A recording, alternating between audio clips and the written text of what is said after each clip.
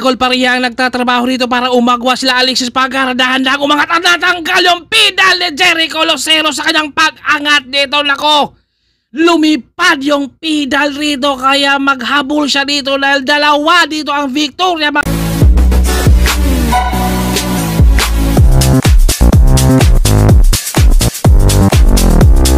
San Leonardo Cycling Challenge 14th Edition. Magandang laban ang ating makikita dito dahil defending champion natin dito si John Paul Morales. Yun nga lang wala dito ang mga team Standard, kasama dito ang mga team Go for Gold. Dito si Idol. Mapapalaban siya dito ngayon. Mga anong laps ka mag-breakaway ngayon? First lap lang. First lap daw mag-breakaway si Idol. Pagbalik sabay Paris. Yun ang magandang technique ni Idol. At 5 laps ang ating laban. Mas marami ang mga amateur dito laban sa ating mga pro dahil marami kasing mga laro sunod-sunod sa may Pasig at Iloilo. Kaya wala rito yung ibang mga team. Wala dito ang mga team 7-Eleven at Excellent Noodles at Standard Insurance. Kasama rito ang mga Direna, Go for Gold, Victoria, MPT, Dry Hub. Kasama dyan at sila Corpus. Kumbaga magandang laban to. At si Aidan, mga sprinter ang ating abangan dito. At dahil wala dito si John Paul, ang defending champion natin dito sa taon ng 2024.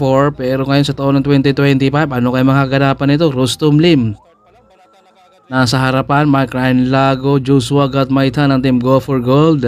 At solo dito ni Mark Jero ng team 7-Eleven. No? Yan sila. Alexis Pagara, Ian Timbang, kasama rin dyan Villa Senior, andito sa Idol sa likod. Mapapalaban siya. Pagbalik raw ay sabay Paris din. At ito dahil matulin talaga yung kanilang start at napakainit yung ating panahon, kailangan more water tayo rito.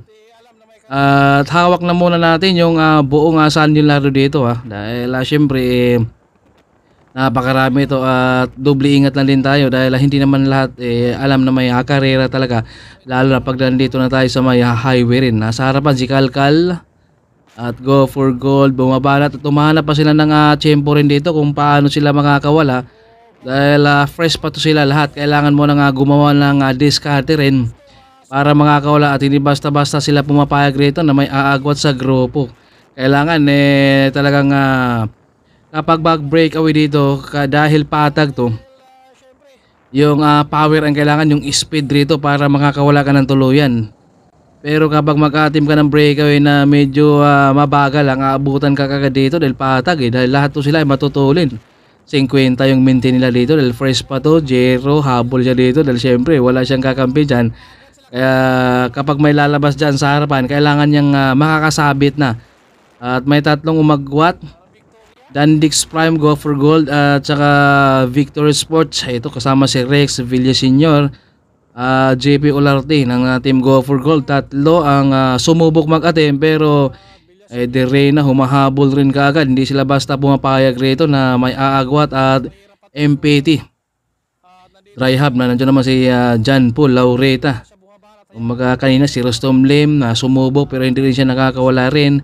At ito pagkalawang ikot nila rito, dalawang ikot ay meron na silang nabuong breakaway. 5 sana pero hindi nakakayanan nito yung maintain dahil matulin yung maintain ni Nicole Paria 50 at ito ay bubungad rin si Lucero. Pero syempre dahil dalawa dito ang magkakampi, merong isa dyan na magsasacrifice at kasama si Nathaniel rito. Amateur versus pro, Nicole Paria ang nagtatrabaho rito para kay Alexis siguro dahil at meron silang sprint din sa pang-apat na ikot nila at last lap pa yun. Kaya magandang laban to kapag naitutuloy na at kapag tinamad rin na maghabol yung peloton, pwedeng maitutuloy nila to dahil Go for Gold hindi na maghahabol. Victoria magkukontrol, malamang ang maghahabol dito ay MPT o kaya ibang team. Yun nga lang syempre dahil MPT ay isang pro, yun talaga ang asahan rito na maghahabol. Pero hindi pa natin nakikita si Corpus na lumalabas kanina rin at pinutol rin ni Alexis para humabol ito si Nathaniel. Pinutol rin dito ni Nathaniel para mapwede sa diskartihan na talaga. Pero sabi nga nila Walang pangpalit pero may pangkremati rin.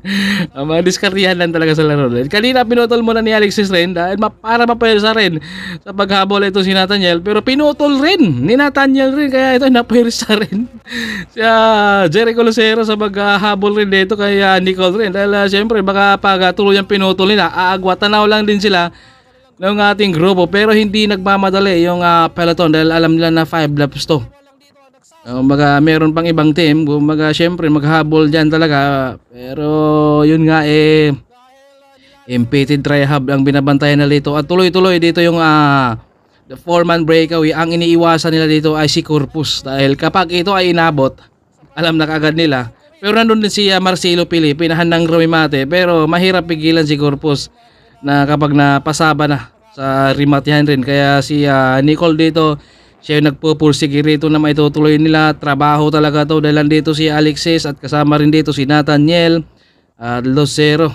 Ito yung second group na bubulit sila dito at si Aidan. Siyempre kailangan sumama rin dan ni Mark Jero din dahil wala siyang kakampi. Kaya kapag may lalabas, sasabit siya John Pulaurita. At nandito si Corpus sa likod hindi sumasama sa mga banatan sa harapan. Hinayaan lang muna niya yung mga kalaban niya na gagamitin lang muna daw niya yung mga kalaban niya na talagang yun ang mga babanat rin dito. Mag-aantay lang si Corpus ng tamang tempo rin dito. Dahil kapag lalabas dyan, pwede pero syempre umahanap siya ng diskarte rito. Ginamit na muna yung mga kalaban siguro dito talagang sila muna yung mga babanat. At dahil nandyan naman yung kanyang mga kakampi, kaya hindi sumasama dito si Corpus sa peloton. Nag-iisa at lonely siya sa likuran. Pero yung ating breakaway, kapag tinamad ating peloton rito, pwede na yung makakawala ng tuluyan. Dahil kapag amateur dito ang maghahabol, mahirap dumikit. Kapag pro, yun talaga ang didikit doon sa ating breakaway. Ito may sumubok, humabol, Marcelo kinokontrol, go for goal, hindi rin maghahabol. So ito sumubok sana, pero nandyan rin naman talaga, may kumapit ka agad. At ito yung second group. Kasama rito si Mark Jero, Villaseñor at si Rush Kamingaw at si Aidan. Kapag dumikit ito, magandang laban, pero nahirapan rin. Talaga dumikit sila dahil hindi ka rin basta habol dyan dahil meron ka ng kakampi. Kailangan kung habol ka, dalawa lang kayo o kaya solo rin. At Nicole Pareha talaga ang nagtsatsaga rito na magdudumistik dahil nandito si Alexis na ririmate dahil kumalas rin si Nathaniel dahil yung kanilang maintain napakatulin na 52 to 53 kph yung maintain ni Nicole sa pagtrangko, kaya mabigat at mahirap talaga kapitan lalong lalo na dahil pro ang kasama mo rito sa breakaway. Pero sayang lang din dahil hindi talaga natiis ni Nathaniel, pero sumubok talaga siya. Yun nga lang pagbalik nila talagang hindi na natiis rin ni Nathaniel. At Nicole Pareha nagtsatsaga rin dito dahil nandito si Alexis na ririmate at meron silang sprint rito sa pang-apat sa last lap nila. At nandito si Alexis sa likod handang rumimati. Lucero nakabantay na kaya dito dahil si Alexis tinatangnan na niya dito yung kanilang finish line rin dahil nakahanda na yung dalawa rito. Alexis ang nasa likod, Nicole ang nasa harap, lumingon, umangat. Nako, natanggal yung pedal dito ni Jericho Lucero. Buti na lang hindi siya sumimplang dito Pag angat na ko, panalo na sana. Lumipad yung pedal dito ni Lucero. Kitang kita natin na pag angat niya natanggal yung pedal ni Lucero. Naku, sayang, hindi talaga para sa kanya rin Kaya umagwat na yung dalawa, kaya naiwan na si Lucero dito. Dahil natanggal yung pedal, kaya natanggal yung Cristiano. Naku, sayang, di talaga para sa kanya rin Kaya ito ay dalawang breakaway. Naku, mahirap nang abutan to rin yung dalawa dahil wala nang talaga nakikita tayo sa likuran. Kundi kapag tiisin rin dito ni Lucero, pwede na, pero nahirapan din siya dito sa kanilang last lap dahil wala siyang kapalitan. Although talagang fresh pa to at condition to si Lucero dahil natanggalan siya ng pedal kanina pag angat niya. Ayun, medyo naiwan siya dito. At ano kaya mahaganapan ng ating crew? Maghabol kaya yung kanyang mga kakampi? Pwedeng hindi na habulin to sa kanyang mga kakampi at hayaan na lang dahil ito na yung peloton. Go for gold ang humahabol naman dito. Naku, naka-formation ng mga team go for gold. At meron pa silang kakampi na nasa harap second group. Abutan to dahil tumulin. Pero naka-formation na yung go for gold ang nasa harapan. Nako, magandang laban ang ating makikita kung abutan ba. Dahil yung dalawa mahirap ng abutan yon. Dahil napakalayo na at marami pa sila dito. Kapag nagtutulungan sila kanina, pwedeng abutan yung breakaway ha. Pero syempre kapag tinamad na talaga ang peloton. At maraming salamat din sa lahat ng mga followers, subscribers natin. Thank you at shout out din kay Sir Alice Bilan ng Time Excellent Noodles. Humano Sir Alice, lahat ng buong Time Excellent Noodles. Ito yung peloton. Dito ay parang nag-aantay talaga sila na meron talagang hahatak si Jules. Ang nasa harapan, AJ Boy, Rustom Lim. Dinadala dito ni Jules at nasa likod naman si Rustom Lim, si AJ Boy. Ito na, amateur lang humahatak rito. Pero kapag pro ang humahatak rito, aabutan. Yung breakaway kanina, yun nga lang syempre dahil wala dito yung mga pro na iba. Dahil nagsiuwian muna dahil katatapos ng laro ng Tour of Luzon, kaya pahinga na muna daw sila. At si Jules talaga ang nagtsatsaga rito na humatak, ginamit na muna yung ibang team dito sa mga MPT at aabutan dito si Lucero dahil nasa likod na. At ito yung ating champion, dalawa sila dito. Nicole Pareha at Alexis yung pangalawa natin dyan. At rimatihan tayo rito dahil inabot Corpus. Si Ras ang nasa likod, Antole, no? Sprinter versus climber, pero may pangrimatihan si Ras. Pero nakaagwat na. Ito si Corpus dito sa kanilang rematihan ng Tule, no? Pero sinubukan sana ni Rush rin ditong sumundo trend. Pero tumagos na si Corpus. Pang-lima dyan si Landerson. At pasok pa rin si Ian Timbang. At meron silang top 10. Dito sayang yung kay Jericho Lucero ha. Dahil lumipad yung kanyang pedal doon pag angat niya.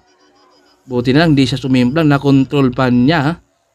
Sayang lang din dahil sa kanilang sprint dahil panalo na siguro sana yun. At dito may magkasimplangan pa dito dahil mayroong biglang tumawid. Ito yung kanilang top 10. Siyempre si Nicole Pareha yung champion dyan, Alexis at Corpus, si Ross at saka si Ian Timbang pasok rin dyan. Kaya congrats sa lahat ng mga nanalo rin dito siyempre grabe, talagang mainit ang panahon tapos nag-iinit pa sila. At ito yung ating mga top 10. Kita-kits ulit tayo sa ating next video sa vlog ko, kayo ang bida.